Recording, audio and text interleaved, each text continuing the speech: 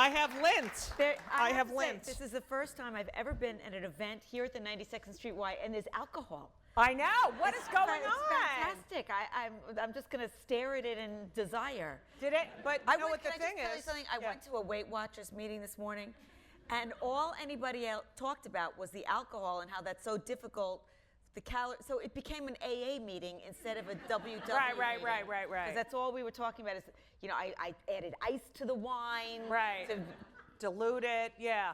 But what's the purpose of life without alcohol? I agree, but we're at the 92nd Street Y. I'm sure no one has touched that alcohol. Has anyone had a drink here? Anyone? See, like, you know, if it's an Irish place, it'd be like laying on the floor. But, Passover's coming up. Pesach. Before we begin our chat, Yes.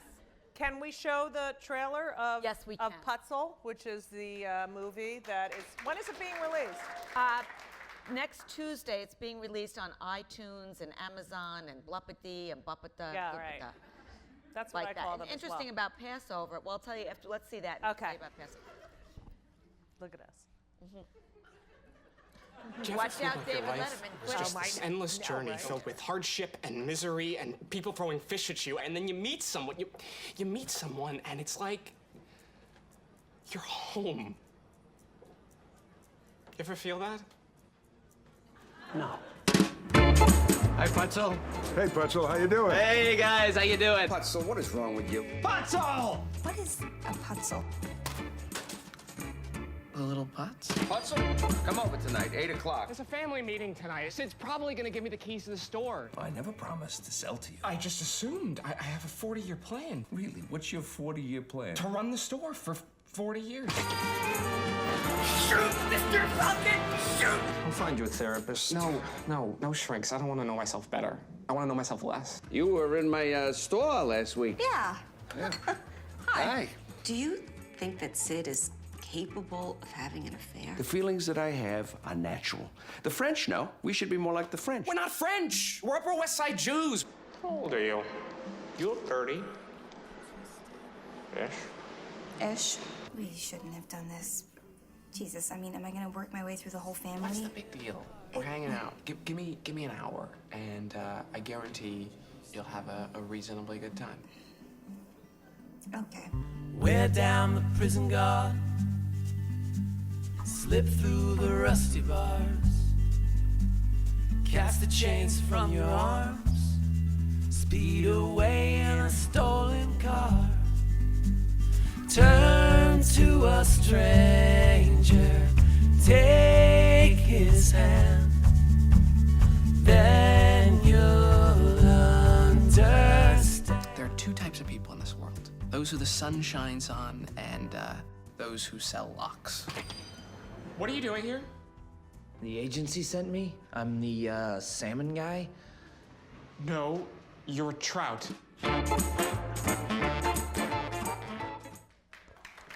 So,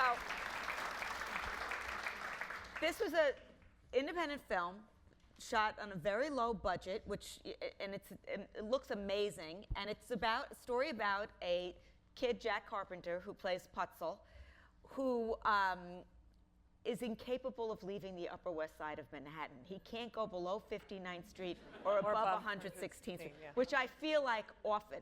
And we're both Upper West Siders. Right. And Jason Chiat and Rick Moore, who wrote it and directed it, are both Upper West Siders, and it came from the conceit that they hadn't left the Upper West Side in maybe a year and a half, Right. you know. So we shot the Himmelsteins. It's like a Barney Greengrass That's family. exactly what I was thinking. Yeah. I kept thinking of Gary Greengrass. Yeah. Yeah, it's totally. It's a Barney Greengrass family with a lox and bagel store, and that's been in the family for generations. And we actually shot it at the bagel store on 72nd Street Right. during Passover because they were closed. Oh. So they were closed for a couple of, I don't know, a week or whatever it was. Be So we 8 had, days. Yes, 8 days. so whatever. You're the good Jew, I'm the All right, bad right. Jew. So we had access to the facility at that time, and that's when we shot. I know. I could tell it was on 72nd Street, and I'm like, how the hell? What store would close for that long? Little do we Pesach. know it's Pesach.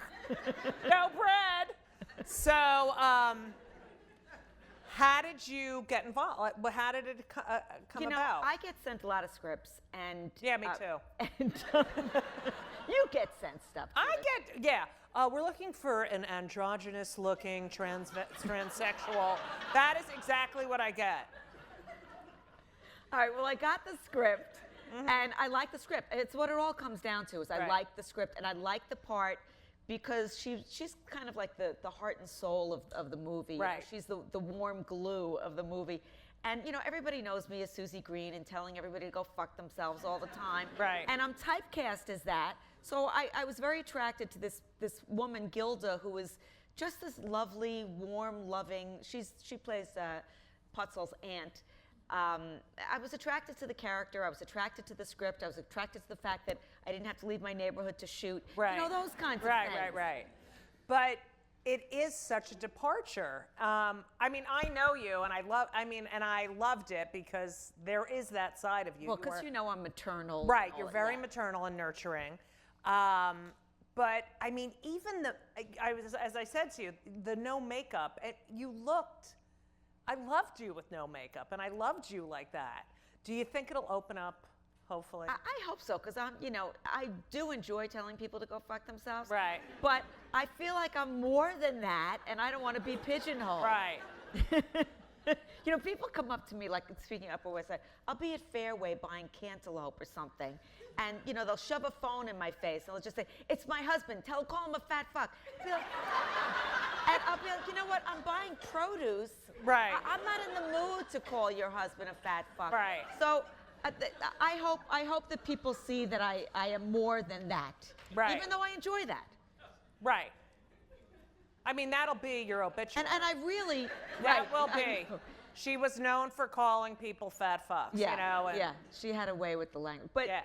I love the way the movie came out. You know, when you shoot something, you never have know. no idea. You don't know how it's going to come out. And I just think it's just such a sweet, lovely movie that, you know, and now you could rent it or buy Right, it. And right.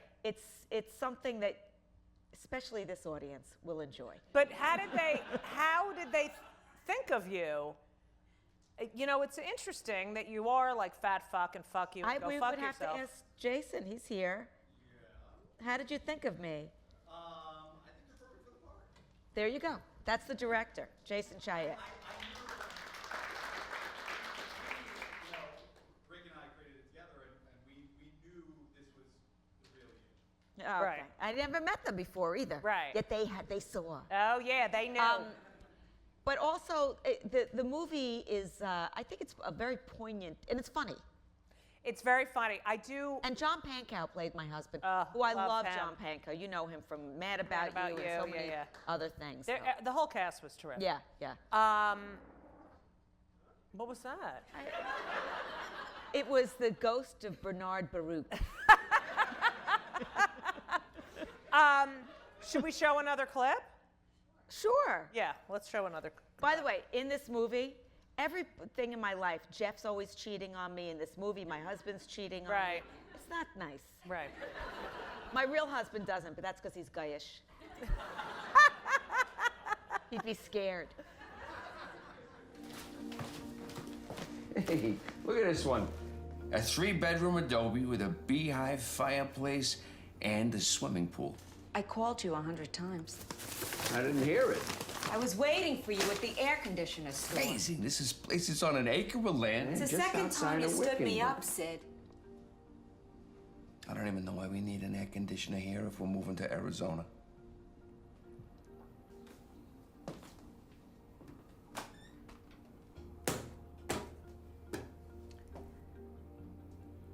Because I don't like the heat, Sid. I can't stand the heat. That's after I already knew that he cheated Right, on me, right, that right. cocksucker. So, and he wants to move to Arizona.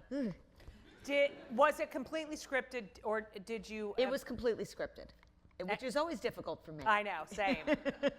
And was it hard? I mean, did you make No, suggestions? You know what? It was well written. If it's well written, I don't think I made it. If it's well written, it's not that difficult to memorize. Right. Like a couple of summers ago, I did when I did that play at Williamstown, Yes. Last of the Red Hot Lovers, and I had to I had never been on I know, stage you were before, hysterical. and I had to memorize Right. this play to perform on stage. But Neil Simon, it was so well written. Right. You start to take it apart. The writing was so genius that you were able to memorize it. Right, right. And this was very, very well written, so it kind of made sense. How was it shooting on the Upper West Side? I mean, I've walked down the street with you on the Upper West Side. Yeah. It's like, oh, fat, fuck you, you know, it's unbelievable. I don't remember, actually. I don't remember if people were, I don't think they were. You know, people we're New Yorkers. We're used to seeing things being shot, and, you know, it's not like we were shooting in Kansas.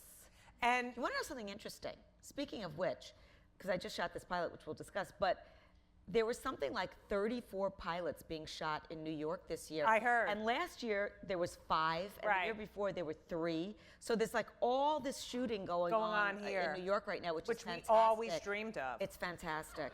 And Yeah. hopefully there is a transvestite androgynous part. There absolutely is, Right. Judy. Yeah, Danny from the Town Shop. Yes. You know the Town Shop, ladies? So I walk in, Danny's like, oh, I just saw Susie. Did you book any of the 35 pilots that were shot in New York? I'm like, thanks. Brock I have from the saggy Town Shop. tits, and now I Thanks have for no the Town job. Thank Shop. you so much. This movie is very Jewish. Yes. And very I mean, it is. It's Woody Allen-ish. It's. What do you think?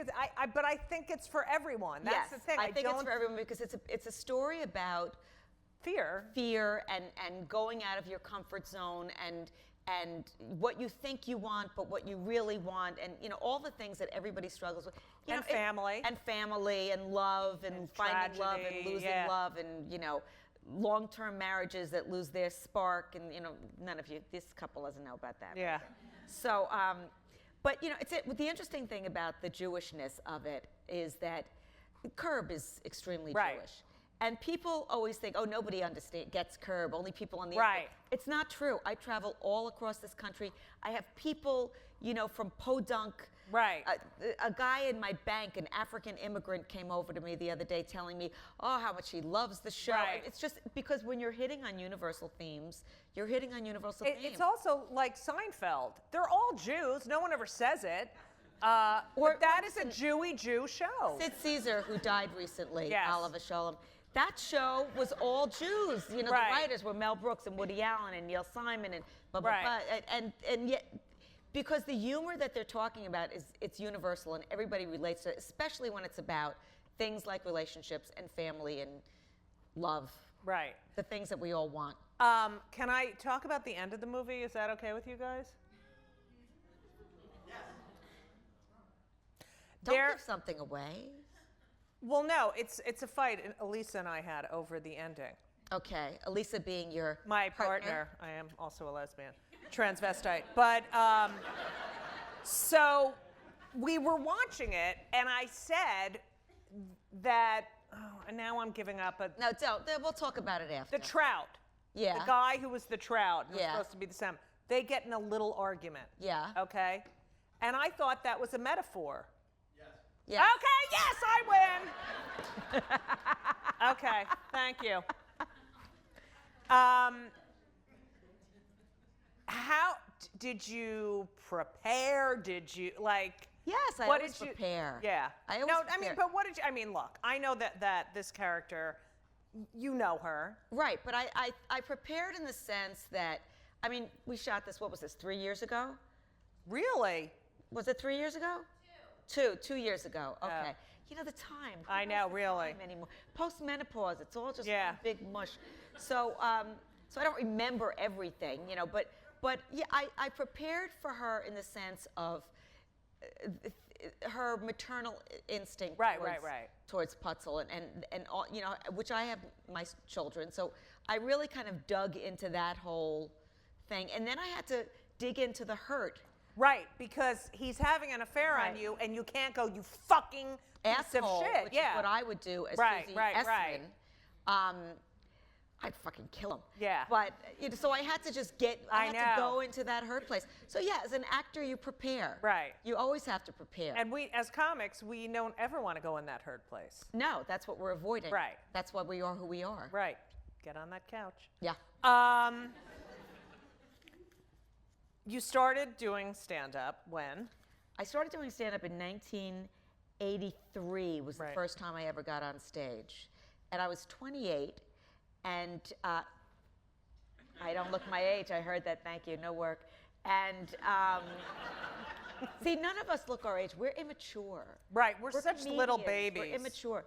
I started doing it out of a deep, deep desperation. I was in a very, very dark place of despair and never thought I could stand up on stage in front of people and never thought I could do that. What were you doing work-wise? Waitressing, dealing drugs, everything. I was my parents just were so happy with me at that point.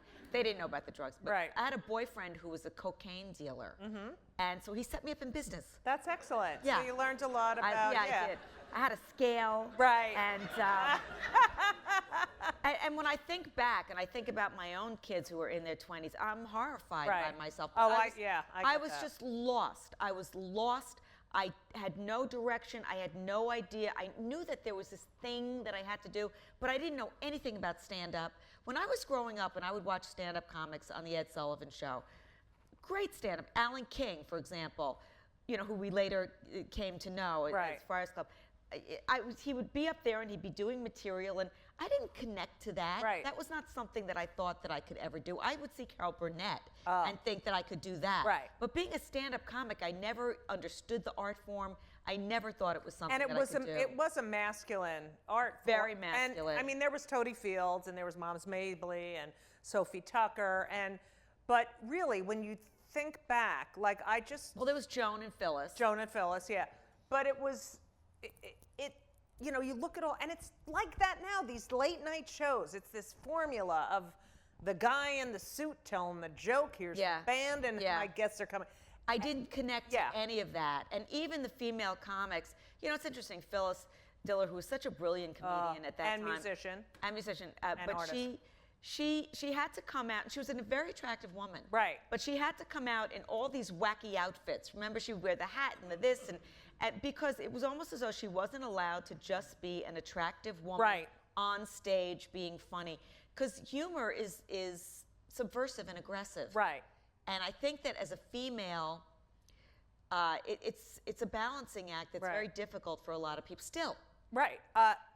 Phyllis told me that she wore dresses because her legs, she had chicken legs, and they were so funny. And so she wanted them to look at her sort of as a clown, and her legs were funny, so she never covered them up. And it's true, you can't, look, if you're a really hot, sexy, the women hate you. Right. And the men just want to fuck you. Right. And no one's going to laugh at anything you say, except if you're Sarah Silverman. Right. So, but she's funny. She's funny. Funny. She's truly funny. But she, the thing about Sarah though, Sarah, goes on. She's never in a sexy outfit. Right. She always downplays her looks. Always. You can't go out on stage and be this little hot little thing. It just doesn't work. Right. Now, and I also think, Judith, if I may, I think one of the reasons why so many really good stand-ups are lesbians is because I think lesbians are more comfortable in that place of power and aggression than hetero women. I think hetero women are really, the boys aren't going to like you. Right. That whole bullshit. And also, when you think about your parents, what is it like to be ladylike? It's to keep your mouth shut, not have an opinion. Right. That's more feminine. When I was growing up, I was always told, stop showing off, be quiet, you're too much, you're too big, boys aren't gonna like you. My father used to tell me, boys aren't gonna like you, don't be so smart in front of them. Right. Like I was supposed to be some dumb fucking idiot in front of boys. It didn't make any sense to me. And yet your mother is so bright and intelligent. Yes, but she's not loud. Right. She's not loud, she's not. It's interesting because I had lunch with her yesterday, and I asked her what her regrets were, and she said she regrets not being more aggressive in her life that she just more or less sat back and let everything happen to her and was not more aggressive in terms of what she wanted, and Right. you know, how she wanted to live her life. And I think stand-up is a very aggressive art form, not hostile so much, Right. but aggressive. And a lot of women don't feel comfortable with exhibiting that kind of aggression. Right. And it's also a powerful thing. I mean, you're there Incredibly with a powerful. mic, you have an opinion, you have Biggest phallic symbol you right. can have. And you're like a conductor. You're right. So all right, so you're 28. I'm 28. Now you graduated college, and what did you study theater in college? No, I was an urban studies major. Really? Yeah. Yeah, I was an What urban did you think you were going to do I with had that? no idea. I didn't know. I had no idea what I was going to do. I And did you applied ever to law school. I got in. I was like, I'm not going to law school. Did you take acting classes at all? I moved into Manhattan. When I was Upper a West so- Side? Did you move to the Upper West I Side? actually moved to the Village. I moved to the Upper West Side in 1980, so Oh, I've lived there a okay. long time.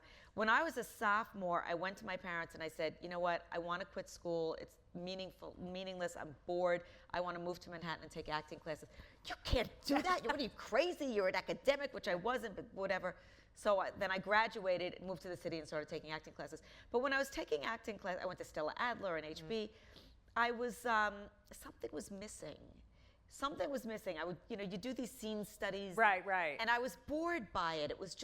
It wasn't that intellectually stimulating Right. to me. I liked it, but and that's why I kind of got lost and started waiting on tables and Right.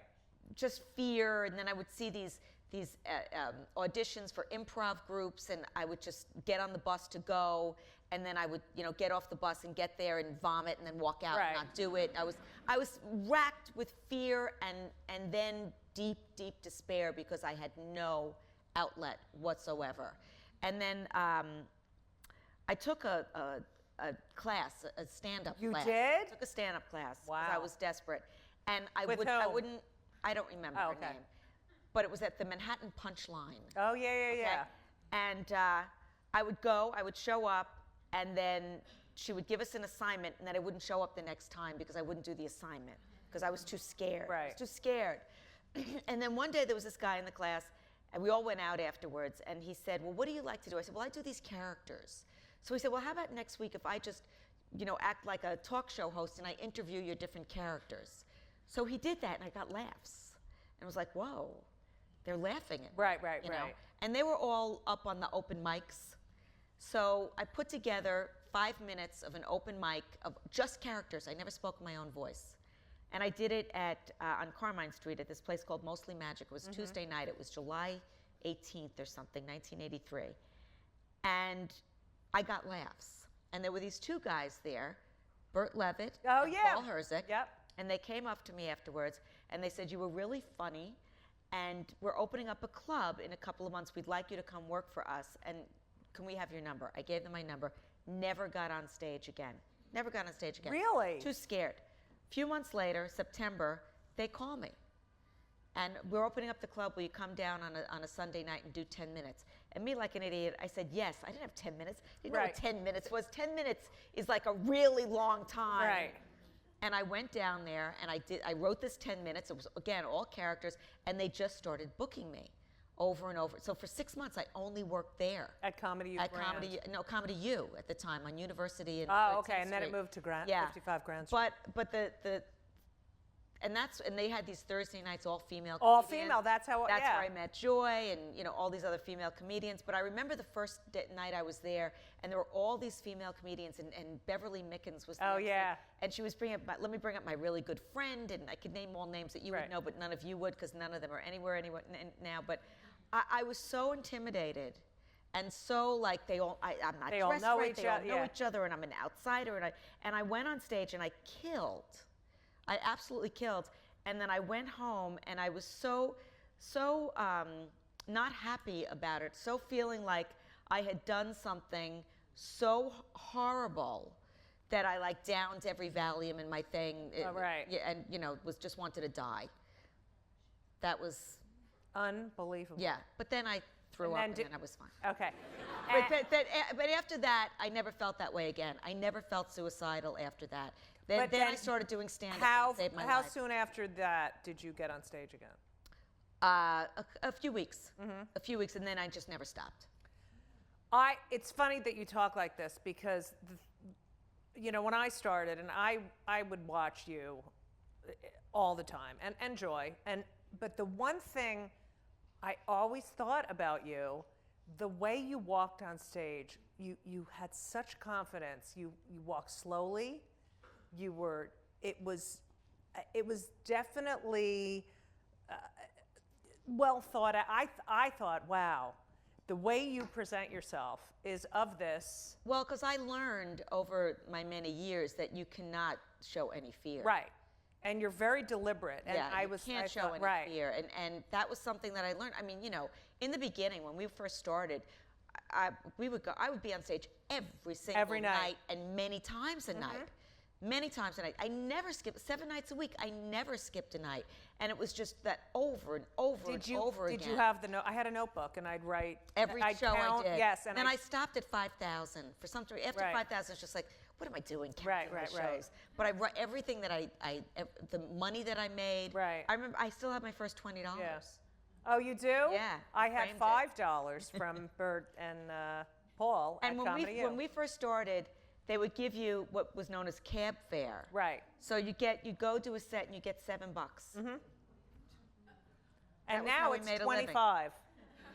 Yeah. Oh, is it now? It's 25 Yeah. now. Yeah. If you want to do a set. But it was just the tenacity of just keep doing it and doing it. And the doing other it. interesting thing about that time period was we didn't have cell phones. That's and right. And I was hired to be the backup. And what would happen was and Chris Rock. Yes. You and Chris Rock were always the backups. And we would sit at the bar and pray that someone was stuck in a cab. And didn't show up on time, and then they would go on. Right. Like Catch a Rising Star. Yeah, or the $50 comedy strip. per show. Yeah. That was amazing. Yeah. And you would just MC. Like, the MCing is, I MC'd a lot too. Yeah. And a lot of people hate to MC, but that's where you learn how to be a great comic. that's exactly. Yeah. And each bit has to stand on its own because you only have 2 minutes. And you bring in the audience. And the other thing that made me a really good comic was the emceeing and the check spot. The check spot. Oh my God. When you're on a Friday or Saturday night, you have a lineup of, let's say, 5 comedians. They have a 7 o'clock show, then a 9 o'clock show, and they get you in and get you out. And usually the third or fourth comic, the checks go down while they're on stage. And everybody's, well, you had a tab and I only had 2. Right. So and you have to, as the comedian, you have to hold the audience during the check spot. It is the worst. And the lowest on the rung gets the check spot. Right. And you're happy to have it.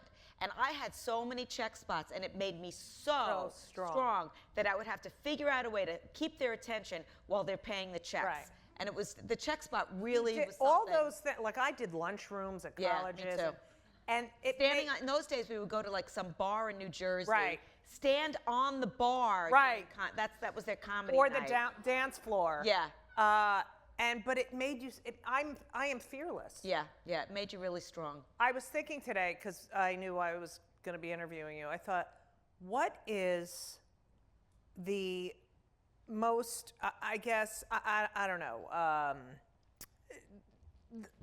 I can't think of the word, but it's the not the worst thing a comic could say to another, but the most anxiety-producing thing one comic says to another. And I thought about it, and it always gives me anxiety. And to me, the most anxiety-producing thing is, what do you want me to say about you? Oh, yeah, I know. The MC will say that to you. What do you want me to say about you? Yeah, so the MC will always, before they're bringing on an act, say, what do you want? And it's if you don't have something new, or it's an old credit, or, oh, I got to announce something that I'm doing. It's anxiety-provoking. Yeah. But, when we were coming up, there was all these really mediocre male comics that did not think any women were funny at all, And I remember they would do things like say to me, like it'd be a Saturday late show, which there was always drunks in the audience, and at Stand Up New York or something, and they would say, it's a really rough audience, you might not want to go on. Right. I'd be like, really? Watch me. Right. And those are those other things of those challenges of having to prove yourself over and over again. And being introduced as a woman. As a woman. Our next comic is a woman. They'd never put us back to back, but they'd put one boring male after another next to each other. Bert and Paul had the women's night, but it's still, at this point, if you go to a club anywhere and there's 3 male comics, it's a show. If there's 3 female comics, woman's it's ladies' comedy night night, yeah. out, it's a special event. It really, it's infuriating. Yeah. But the one thing that I really never wanted to have that, I hate victimness. right. I agree with you. So I never wanted it to be like, okay, is it harder for a woman? Yeah, everything's harder for a Right, woman. that's what I say. Every field in the whole Except world is nursing harder. and teaching. Right, but the hard ones are Right. harder for women. So I wanted it to be, I wanted to be so good that I couldn't be denied. Right. You know, that you're not going to put me on stage because I'm a woman? Look, Right. the audience is laughing at me. How Right. could you deny me? I never wanted to complain about that. And we know people who complained and Right. they're nowhere. And yeah, exactly. And the thing is, if you want a headline, you have to get to the point where no one can follow you or no one wants to follow Right, you. right. So you were really very big in the clubs, and then you got Punchline. And Right. I'll never That was forget very early. Yes, very early. 1987, I Yep. think.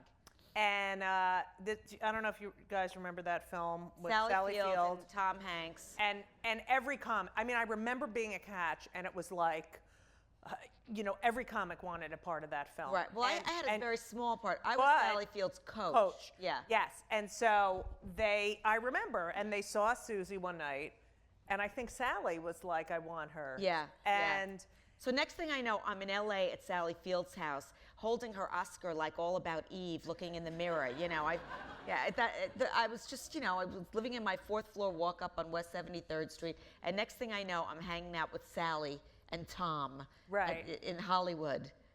That was a trip. I forgot about that. Yeah. And then you went back to doing stand-up. Yeah. Well, I never stopped doing stand-up. Right. I I was in mean- Boston last Friday night. I'll be in Right. Philly in 2 weeks. Yeah. It's our bread and butter. Yeah, I know. But you never really went on the road at that time. I never went on the road. Yeah. No. Luckily, I had enough jobs. I did every Jewish country club in Right. the tri-state area. The Jews, if I may say. Oh, please. Without the Jews. The Jews pay for entertainment in ways that most ethnic groups do not. Right. The Gaisha country clubs, they don't pay for entertainment. Right. The Jewish country clubs all pay, not as much as they used to, although maybe my price is too high now, but they used to pay, and it was, in those days, that was good money. It would Right. be like $300 for a show. Right. That was a lot of money in those days, and just different voiceover stuff, so I never really Right. had to go on the road. Which I was so jealous of. You, Mario, and Joy never went on the road. No. You're lucky. Now, so after the movie, and you're really making a name for yourself, HBO and all this stuff. I did a couple of HBO specials. Right. Yeah. And then the roast. Do you think that was the next big? Well, you see, the interesting thing is I had done a lot of roasts. The first roast I ever did was for Danny Aiello. Friars roasts are Friars roasts. They're not what they are now. I wanted used to be. talk about that with you. Like, it's turned into This mean, evil, vicious thing. right, and they don't even know the person they're roasting. No, it used to be you were roasting the ones you loved, and you were doing blue material, but it was a with quality love. dick joke. Right. You know what I'm saying? It wasn't a gratuitous dick joke. Right. It was quality. And there's an art to it. There's an art to doing a roast, and it was not the way that I work or the way that you work, because No. you got to be very jokey and set up punch.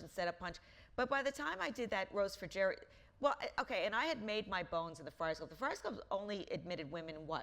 1989, I think? 1989. Ruth okay. Stern got me in. Yeah, me too. So Joy got me in. So we became friars, and I had to make my bones with them. And you're doing these things with Alan King and Jerry Lewis and these old Starker comedians, and I mean Alan King. These were great comics who they had paid their dues Right. in the Catskills and everywhere, imagine in Las Vegas. So you had to impress these guys, which was very hard.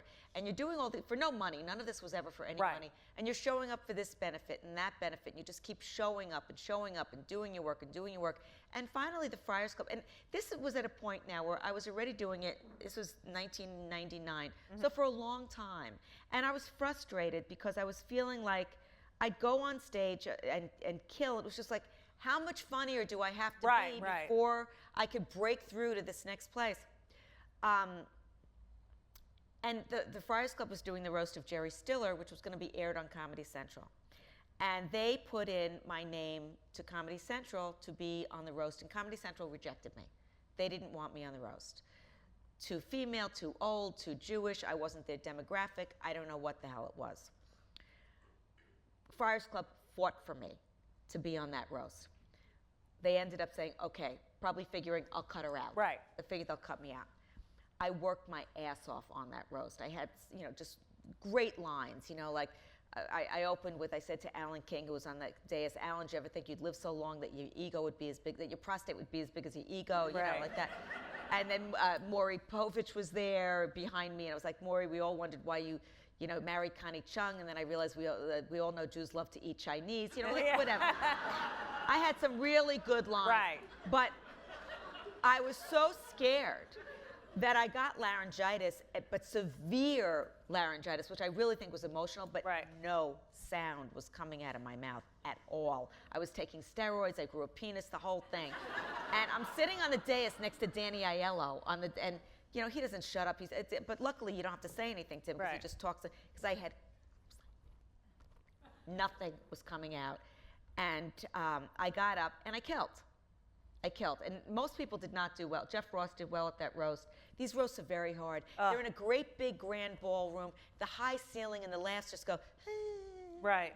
And you're going on, and there's 16 people going on, and you're all saying the same thing about the roastee. It's very hard to be original and come up with new stuff. They're really, really challenging. But, luckily I did well, and Larry David saw that roast. Right. And I had known Larry David from years ago at Catch a Rising Star. Which I loved watching him, because he would get on stage. I remember he used to do a show. I remember one time he got on stage, he said, good evening, ladies and gentlemen. If at any point during my set I go into start speaking Spanish, may I use the familiar to form with you? And they didn't laugh. And he's like, fuck you. And he throws the mic down and walks off. One night I was emceeing, and I brought him on, and he just looks at the audience and goes, nah. Never mind. Yeah. And then he walked off. But he was hilariously funny, but he didn't connect, really, Right.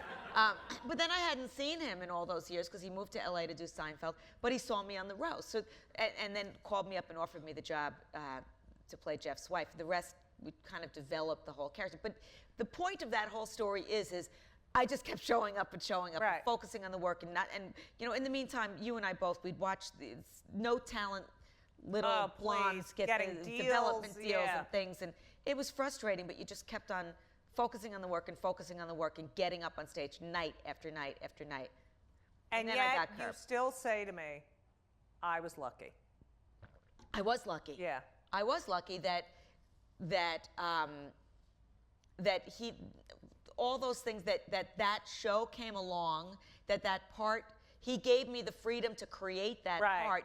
Larry and I never, ever discussed that character. Ever.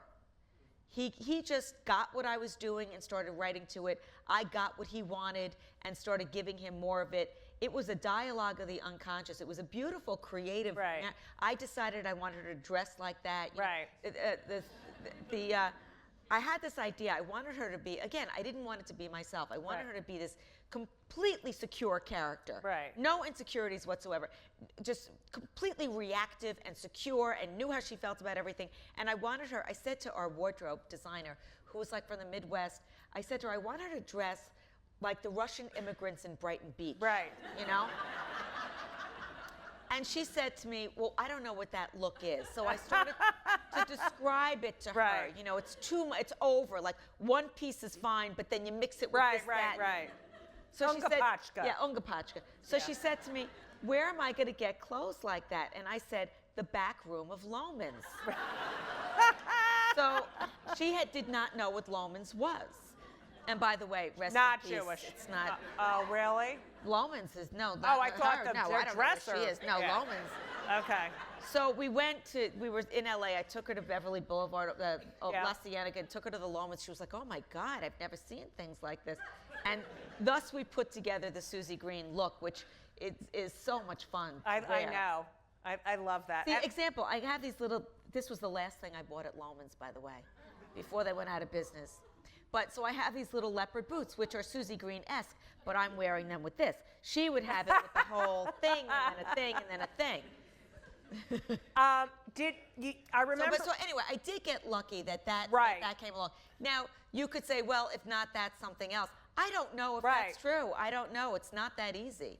And I'm doing this pilot now. I just finished a pilot for ABC, which is based on an Israeli series. And the executive producer, I play David Schwimmer's mother.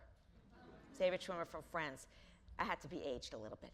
So I have a gray wig, and they put lines on my face. But it's based on the Israeli series, and P.Z.L.E, who is the creator in Israel, is the executive producer of this. We shot it here in New York. She's the executive producer, and she directed it. And the thing about working with an Israeli that's so interesting, and a female, which I loved, you never hear too Jewish. You never Right. hear that. It's not even a concept that they have. She had, whereas we hear that all the time. All the time. We're too Jewish. First, like the first manager, don't do the Jewish jokes. So, and Yeah. it took me so many years, 10 years, to be like, shut the fuck you. Yeah, you know? exactly. That's who I am. But did you know when you got Curb and you did that pilot? Because I remember you got the pilot and you went out there. No, I didn't get the pilot because I wasn't in the No, pilot. he asked, right. It was after I the remember. pilot went And to they, he series, asked yeah. you, right. And in the pilot, by the way, Jeff's cheating on his wife. Right. I didn't exist then, but Jeff's cheating on his wife. Judy then. Gold was in the pilot. That's right. Hell of a show. I know. And so, but did you know? Like, did you know? No, because I remember when I read the outline. You know, Curb is improvised. We have an outline. We have no dialogue, which, by the way, is how the show The that I'm David doing for Schwimmer, yes. It's also improvised. So to me, it's an improvised show shot in New York. It's just like, please let this go, please. Right. I remember when I saw the outline, the first outline I ever saw, because Larry doesn't let anybody see the outlines, was for the Beloved Aunt episode, which, for those of you who don't remember, Larry has to leave an obituary for Cheryl's aunt, and it's the devoted daughter, beloved aunt, but there was a typo, so the A of aunt was changed to a C. So I remember seeing the outline for that episode and knowing that it was brilliant. Right. And how he put that together and how genius it was. But we were just like this low budget. Right. The first couple of seasons, we were totally under the radar. We didn't have. It's like Sex and the City was on at the same time. They had trailer. We didn't have a trailer. We didn't have trailers for the actors. We didn't have makeup room. We didn't have portisans even for the crew. We were just such a low budget, little engine that could kind of a thing. Right. Which is another reason, bringing it back to Putzel. What was the budget? 200,000, Jason? Oh, that's it? It Which looks was so such beautiful. a small budget for a movie. Right. That, you know, I like doing that kind of a thing. I like creating something that's not this big Noah Hollywood production. Do you feel more pressure on the big Hollywood or on the low budget? There's more bagels on the big Hollywood. Right. But Well, not in Putzel. not in There were Putzel, plenty there of were plenty bagels. of bagels. A lot of those were styrofoam. Oh. But Curb was such a small little thing. And then I never knew if I was going to be on it. Again, I didn't have a contract. I was a day player. I got day scale the first 3 seasons. Wow. Second season, I was only in 2 episodes. Now, one of them was The Doll, which was, you know, incredible episode. But then the next season, I didn't know if he was going to keep me in. Next season, I was in maybe 4 episodes. Right. It wasn't until season 5 or season 6 that I made any money on that show whatsoever. But you did get, you know, you got more personal appearances. I got more. My career grew because I got more offers to do other things like Bolt and this and that and Putzel. And what do you think about the Goldbergs? I haven't seen it. What? I don't do watch. You like it? Oh, it's hilarious. Yeah, I don't watch TV, so yeah, I don't. I watch MSNBC. And the last thing I'm going to watch is comedy. We don't watch comedy. Right. But I mean, it sounds like we're getting some Jew shows on the air. Yeah, but you know what? You know how I feel about that, Judy? Is the networks, and I don't know if they still do, and the networks are, you know, a lot of the people running the networks are Jewish males who hate their Jewish mothers. females. Yes. You know, we're their mother. We're not, you know. Right. They're happy to have Jerry Seinfeld on because he's the extension of their narcissism. Yeah. But we're the you know the sister that they wanted they didn't want in the room when their friends were over or whatever. I remember when I was coming up and the nanny was huge. And a very funny show, and Fran Drescher's brilliant comedic actress. And you would think, here's a New York Jewish character, because they always do copycat. If one thing is successful, they try to right. You would think they would have been knocking down my door as another funny, dark-haired, funny Jewish New York woman. No, because they thought it was an aberration. But it's the too Jewish is a thing that I hear all the time. I know. As I'm sure you do. Oh, please. But not when you're working with the Israelis. It's a thing of all right, so the pilot. Yeah. Anything else that we need to discuss that's The on pilot the horizon? I'm playing. The other reason why I wanted to do the pilot is because she's very passive aggressive. Oh, I love And that. so she's not a screamer and shouter like Susie Green. She's much more like my mother. Right. You know, my mother, who I called my mother recently, and you know, I was doing the pilot, and she says to me, I said, "Hi, Ma." "Oh, I thought you were busy." I said, "I am busy." "I thought you were too busy to call." I said, "I am, but I'm calling." "Oh, okay, fine." Can I tell you this? Because my husband Jimmy reminded me this the other day. Thanksgiving, we're at my sister Nina's house in Brooklyn, and my little niece Sabrina is playing with her Barbies with her cousin, and they're like, well, this one's going to marry this one, and then this one's going to marry this one, and this one. And my mother says, what if none of them get married and they spend their life alone? To a 5-year-old. To a 5-year-old. My mother, you know, was at the Hebrew Home Yeah. in Somerset, New Jersey. I saved some of her messages. She hates it. Well, she thinks it's a resort and that they're all her personal, you know, they don't come in, they didn't do this. So yesterday I come home on the answering machine. "I thought you'd be home. I'm in the kennel." The kennel? What is that? She said, that, you know, where they keep the dogs because that's how they treat me here. I'm in the kennel. You know what's interesting? You and I both do a lot of material about our mothers. And yet, it's the gift that keeps on giving. I know. It's like, I know. You know, you think you have it all, and then they say something again. Right. And it's just. Yeah, but my mother's going to be 92. Well, mine's going to be 89. Oh, all right. So. Joy always says to me, you know, you're going to have nothing but Chicos. Nothing. I love your mother. One of my favorite things you ever said was, "I just want my parents to die in a boating accident." Yeah, just drown. Yeah, not maliciously, but just, you know. I won't get into it. Yesterday, I call her up. She gets into the car yesterday. Oh, my back is killing me, and my legs hurt, and and then she's fine. She just doesn't get it out, you know. Right. And then she's fine. And every time I call her, "How are you?" "I'm lonely." "Well, maybe you should move to the Esplanade where her friend Renee just moved." No, I don't like to be around people.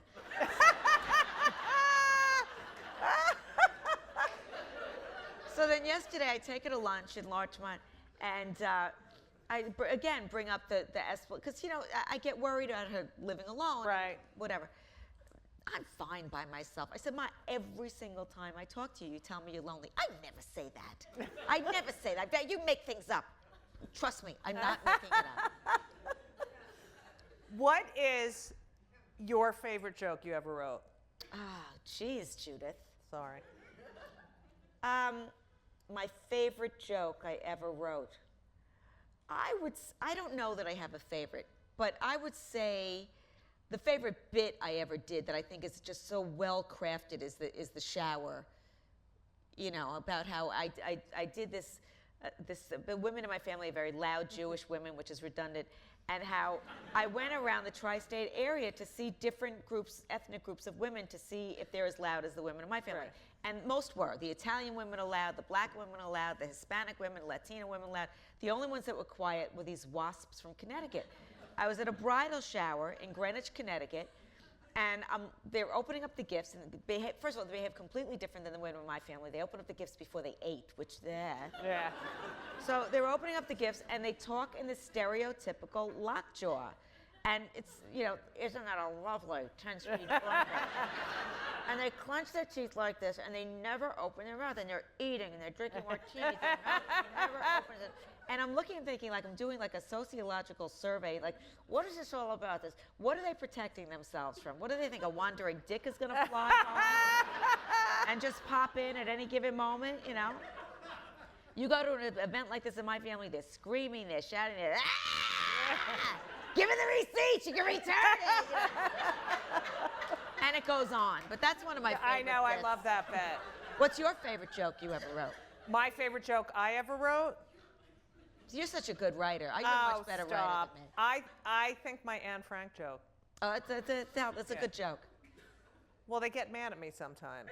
All right, They so won't. I visited the Anne Frank house many years ago, and I got very emotional because I kept imagining my family in that situation because they had to keep quiet all day for fear of being caught by the Nazis, which would have been the demise of my entire family because there's no way my mother would have kept her mouth shut for the entire afternoon. Judith, I asked you to wash that dish 10 minutes ago. Shut up, we're gonna get caught. That's right, we're gonna get caught and we're all gonna die because you couldn't wash a goddamn dish. I've gotten in a lot of trouble for that joke. Jews are sensitive about Right. Holocaust jokes, but you have to be able to But laugh. you do, and it is really about my mother, Right. and that I did think, oh my gosh, there's no fucking way she would have been like screaming and Yeah. whining and complaining in the attic. She would have been the Shelley Winters character in the movie. Right. Yeah. Right, and then I did a joke about the Hasidic Jews, and I got in trouble for that. Yeah, You know, I've been in trouble with the Hasidim Yeah. also. Yeah. They have a great sense Yeah, they do. of Did you humor. ever work that gig did you ever do that gig? This was the worst gig I ever did. That Louis Veranda booked. Right. In Borough Park, it was this Hasidic cafe. No, I never yeah. did it. It was this Hasidic cafe. It was all men. And everything about me was offensive to them. I died a death. I couldn't get a laugh. Did they for have the anything. hats and the Everything eyes? was Hasidic. I couldn't get a laugh. What are you for gonna say anything. to them? So I had my sheet over me, and nothing. Everything about me offended their and you know what? And I didn't want. They're very religious people, and I wanted to be respectful. I didn't want to offend. But I'm a comedian. Oh, they hated me. Just because I wasn't they're gonna find a religious. husband there. But just because they're religious doesn't mean that they are respectful people. No, but I'm a respectful person. Right. So that was the worst gig I ever did. That was What was the the worst worst. gig? Oh, another in the very beginning, one of the worst gigs I ever did. Again, Jewish, but not that Jewish. Was I did a bat mitzvah, and these little fucking kids. Oh, started please. throwing hard candies onto the stage at my legs, little brats. You did a bat mitzvah? I'd been doing it for like 2 years or something. Right. Never again. I did a gig. We were, I don't remember, it was on Long Island. I was with one of these hacky, and I'm closing. He goes on, and there's a guy in the front with the woman and the dude, and he's got the pinky ring and Yeah. blah, blah, blah. And I'm standing on a dance floor. There's like 20 people there, maybe 10, 15 people. The guy goes on before me, starts doing jokes about the Gambino family, right? He gets off. This is Then I get up. I'm like, hey, how's everyone doing? Oh, I'm not a transvestite. Blah, blah, blah. And the guy with the pinky ring calls the other guy over, and there's, Really? going on and on and on. And then he had to come up and apologize Really? for the Gambino family jokes. Wow. And I was like, and we had driven together. And I said, I'm gonna wait here, and you go to the car and turn it on. Yes, smart. Yes. Smart. It was the scariest thing. And then one time I was at the Concord. Remember those late shows at the Concord? Oh, yeah. And the food, they'd be like, go in the kitchen and you Yeah. go in the cafeteria and have like a It matzo smelled ball. like cat urine back there. Oh, and the premium crackers. Yeah. Yeah. And I'm driving home with Eddie Brill, and we get a flat tire. Oh, jeez. And we didn't have cell phones. Right. I would drive to these gigs in the Catskills by myself. Right. We didn't have at cell 2 phones. in the And you're on morning. these back rows. Because the show was at midnight. Oh, it was a nightmare. It was Want to take questions? I do. I love chatting with you. Well, go see Putzel. It's going to be when? Tuesday. Amazon. iTunes. No Netflix. Oh, sorry, I pushed a button there with the Netflix. Okay. You'll enjoy it. It really is great, and I love the music. Yeah, it's a really sweet, funny. It's a good movie. Right. It's a good movie. You'll enjoy it. Fun for the whole family. Questions? Yes. Asleep? This guy asleep? Here. What? Oh, wow. Oh, I God. used to do the president of the Menudo fan club. Remember? Oh, used to yes, do I remember character? that. Oh, yeah, you used to do, the answering machine. Hi, what's, yeah, I forgot that one. But then come first she was on. president of Menudo fan club, and then I changed it to my dental hygienist because I had a dental hygienist who was Hispanic. And it used to be like, you know how you're stuck in the chair and you got the thing in, and they're like going on about their wedding plans, and she'd be like, you know, like my boyfriend Hector, like we was at the club and shit, and like I don't remember the bits, but I used to do all these characters. No, you said you used to listen to a message from your boyfriend. With my Italian boyfriend. Yeah, that was the busboy I was going out with. He used to call me up. Oh, he was Italian from the Bronx. He used to call me up and say, and I would listen to the machine over and over and over again, like trying to analyze every nuance of how he felt about me, you know. And I would get messages from him like this: "Hello, so Abiovia has a tree. I'll call you later." Or something. I don't remember. Yeah, and then you used to go. Then you used to go like this. "Hello, Sue. I'll be over your house at 3. Whatever. Call you later." "Hello, Sue." I mean, I don't remember. Wait, what about the? Judy. My cousin Judy. Yeah. Queen of the Jews. Yeah. Jew. Oh my God, so funny. Other questions? Not a one in this whole. Yes. Did you ever get caught by your parents or the police when you were dealing drugs? No.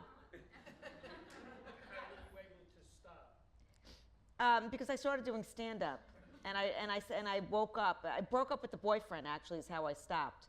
And I was like, "What the fuck am I doing? I'm a nice Jewish girl from Westchester." And it was a bad moment. I want to know why he's asking that question. It was a bad time How did in you my stop? life. How did you stop? But you know, the 80s. By the way, I never did the drugs. So and basically he had me dealing them because he couldn't touch it because he would do them. He was snorting up all the profits. So I was like, I don't do it. I don't need something to make me hyper, you know? So I took care of it, and then it was, I don't know, it just was it was stupid. But the 80s was a little different than it is now. And I was dealing to, you know, like Wall Street guys.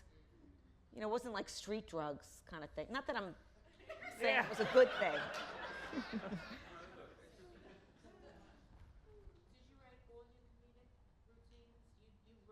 Yes, we both write all our material. Yes. Who the hell else can write for us? No, I don't sit down and write. I just come up with a premise. Do you work this way too? You do, right? Well, you write more than I do. But I usually come up with a premise, and then I'm on stage, and there's a gun to my head, so I have to come up with a punchline in that moment. Right. And then I do. Right. I write the same Yeah, way. it's a very scary way has to lists. perform. I love your, huh? Yes. And your list. I have my list, my bullet points, which they're so.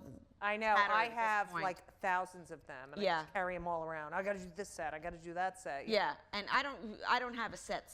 Right. You know, usually, like I was just in Boston on Friday, I'll know what I'm going to open with.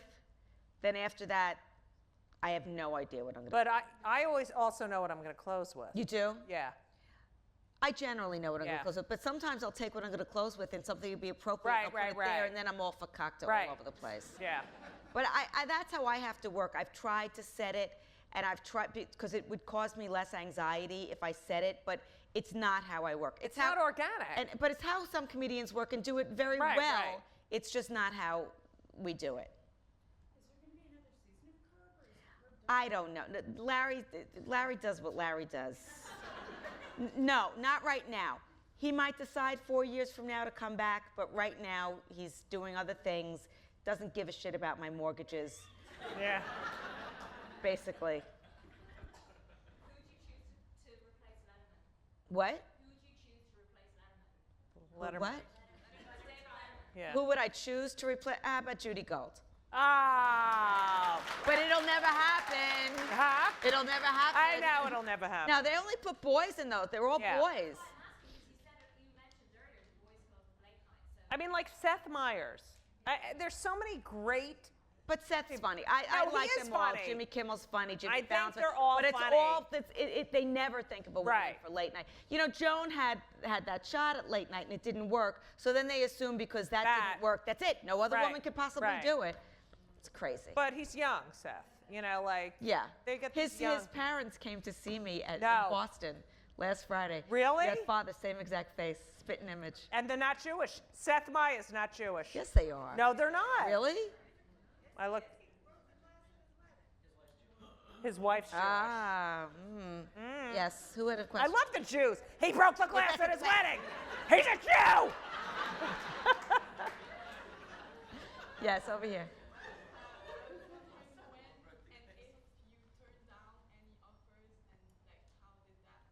When and if I turned out. Yes, I turn them down all the time for a couple of reasons. Money. And I turn scripts down all the time if they're not funny. You know, I get a million unfunny scripts where they're just like, well, you can make it funny. You know, fuck you. I can't make it funny if it's not there. And I turn jobs down if, you know, we do a lot of private events or things like that. When you're performing in a comedy club or a theater and they're there to see a show, it's great. But, you know, we do so many private events where it's somebody's living room or it's a restaurant or it's a blah, blah. And Isaac unless they're paying me a lot of money, I'm not going to do it because they're just... They're awful. They're it's awful. like you're there. They're not there to see it's a birthday party. They're not there, people are not there to see a comedy show. I did one recently. It was a conference of accountants, so already. Right. And it was in a grand ballroom. Right. Were there any female accountants? Yes, there were female accountants, but it was in a grand ball, huge, spread out, okay? And on either side was a buffet where they're eating and drinking and milling about. The mic didn't work, and there was no lighting. And it's just like, what am I supposed to do? They And all can't you think see me, about is they the can't hear check me. and the time. But I feel bad because they were paying me a lot of money, and I want to be able to do what. Right. They're not there. It was a nightmare. So yes, I turned things down. If they come to you, it's a great show. But if you have to go to them, it's more difficult. Right. You could still do really well, but it's more difficult. Right.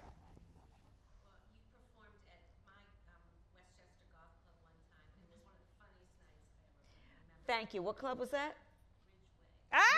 Ridgeway. I performed a couple times at Ridgeway. But you see, there. Elisa's parents are members. Get out of here. I swear to God. But you know what? But at that kind of a thing, that's comedy night. They come that night to see the show. Yeah. Well, you know what I do with those things? One of the reasons why I really enjoy country clubs and always do well at them is because everybody knows each other and you just play to their narcissism, the Jewish narcissism, and it works out really well. How real is Susie Green? Is that sort of person exist? It's a lot of accents. I know. And they're all from Susie Green- Australia. Susie Green Are you is... Australian? Susie Green is a composite of several different people. It's funny because two things happen. I have women coming up to me in the street all the time. I'm you. I'm exactly like you. And I'm just thinking, oh, God. Yeah. You know. And then I have men coming up to me. My wife is exactly like you. Right. And I'm just like, well, why are you staying? Why are you with me? Right. But so obviously she does. There is Susie Greens out there, but she's a heightened extreme character. That's part of the humor.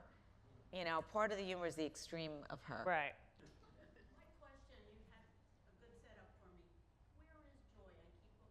I was at her house this afternoon. She's on the Upper West Side. She's working on a new show. She's working on it. Yeah, she's got a million things going on, and she's enjoying her freedom and not having to sit with dum-dums. She has a grandchild. She has a grandkid. How you were over? You don't even call me? I knew I was going to see you tonight. Yeah, whatever. It is so much fun hanging out with the two of them. I can't even tell you. This guy here? Person I've offended most? I don't really think I offend that many people. Who? Donald Trump. In your. Well, that's. I mean. Donald Trump, we did a roast for him. He was actually, I will tell you this, at the roast for Donald Trump, he was actually quite a good sport and gracious. I was surprised at how gracious he was. But you know, it was a luncheon, and I said, Donald, so I heard your hair ordered the salmon. Would you ever do a Celebrity Apprentice or anything? No. No, would you? No. You have to ask people for money. Yeah. You know, that's one of the first things you do. Bye, girls. Can I have some money? This woman back here has been raising her hand. Okay, sorry.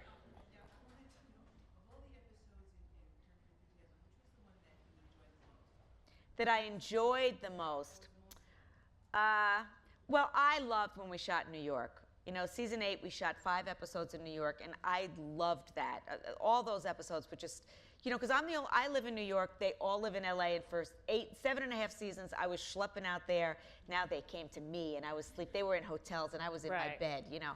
I think the scene, we've had so much fun shooting so many different scenes. I think this episode we had the most fun was the ski lift, where I had to pretend to be Larry's Orthodox wife. And interestingly, that day, I remember we laughed so hard. Oh, God. But interestingly, Iris Barr, who played the Orthodox daughter, who jumps off the ski lift, is actually now playing my daughter in the David Schwimmer Oh, that's so funny. series, Irreversible for ABC. I did audition for that pilot to play the makeup artist. Okay, I don't know what that part was, but that was a guest part. Yeah. So Oh, please, I'll I get would you never in it. get It it. I'd goes to never get you get on it. it. Me, recurring? Yeah. Anything else? Can I drink Oh, God, it? Yes. I think they're horrible. I think they're mean. And I did one for Bob Saget. And you know, it's funny, all the men, all they could talk about when there's a woman on the dais, all they could talk about is how smelly her vagina is. Believe me, none of them have been anywhere near my vagina. And that you're ugly. That's all they want to say, is that you're old, ugly, with a smelly vagina. It's all age. I had one, one of them was like, Judy Gold just had a son. It's the only guy that's ever been inside of her and stuff like, you know, it's just that they're low. awful. They're low. I don't like them at all. I will never do another one. That was one of the worst experiences. I did one at the Friars Club, and it was great. That's different. Right. That's and different. those are the real roasts. They have really it's like a prostitution of the, you know. It's not like the old Dean Martin. Right. One more, and then I have to have alcohol that I see back there. Yes. We have to get the drug dealer's wife after her. All right, go ahead.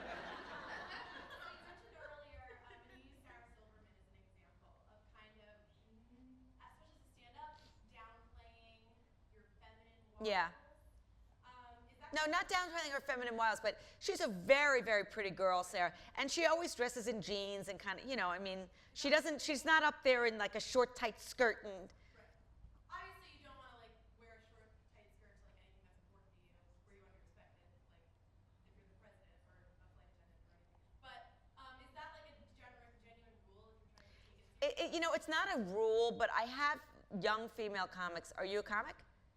Okay, so I have young female comics like you ask me these kinds of things, and I think it's important that you always look good on stage. Just another thing, the men would come on stage with the schleppy. I remember Adam Sandler. He had like schleppy and sweatpants on, like he rolled out of bed. And we always had makeup on and look good. Yeah. But it's important to look good on stage, but you don't want to look too provocative. Right. Because you want them to listen to what you're saying, and men are fucking idiots. They see you in a short skirt, they just want to fuck you. They can't get beyond it. You know what I mean? This guy right here. So. Right. So you want to look feminine and pretty and attractive, but you don't want to look too sexy. You want them to hear what you're saying. You know what it's like? It's like newscasters. You go to the town, you go to Middle America. They all look like the people that Right, that you know you want to sort of they You want dress to be relatable. exactly yeah. You want to be relatable. Yes. We're big fans of Paula Poundstone. Oh, I love Paula. I just want to hear what. Paula's great. And Oh my Paula's God, I another just one. talked to her last week. Paula's another one that works the way that we work. She Right. doesn't. She improvises everything. She's, you know, yeah, She is beyond brilliant. She's works a crowd. Brilliantly. Yeah. Yeah. She's amazing. I love her. That was going to be the last question. Well, she has another one. All right. What? What's we? Oh, please. You know, Michael. men. I don't get heckled that much. Do you? I doubt it. I don't get heckled that much because most hecklers are men, unless they're drunk women. You know, drunk women are like, ugh. But men heckle men because it's some mono thing. Men don't want to heckle me. I'm going to make them feel like their penis is this Right. big. Don't even go there. I have the mic. Hecklers are. I know. It's fucking just like idiots. shut. I have no Interest tolerance. to engage yeah, in- I'm with a just heckler. done. I used to like it. I used to Like be like men, "Oh." men like to engage it in what, but I Right. have no. It's just like, you know, it's funny because when I was in Boston Friday night, this kid opened for me, very funny, but kind of a meek, mild manner, you know. Right. And there was a heckler, and it threw him. And I walked out. The first thing I said is, I'm going to tell you right now, you shut the fuck up. Right. I don't want to hear one word. Right. The guy didn't say one Right. word the rest of the time. So, iTunes, Amazon, buy Putzel, rent Putzel, Susie Judy Gold, Essman, me, the Putzel makers in the back. Jason and Rick and Allegra, the Putzel people, and good night. Good night, everybody. Good night, Juice. Shabbat shalom.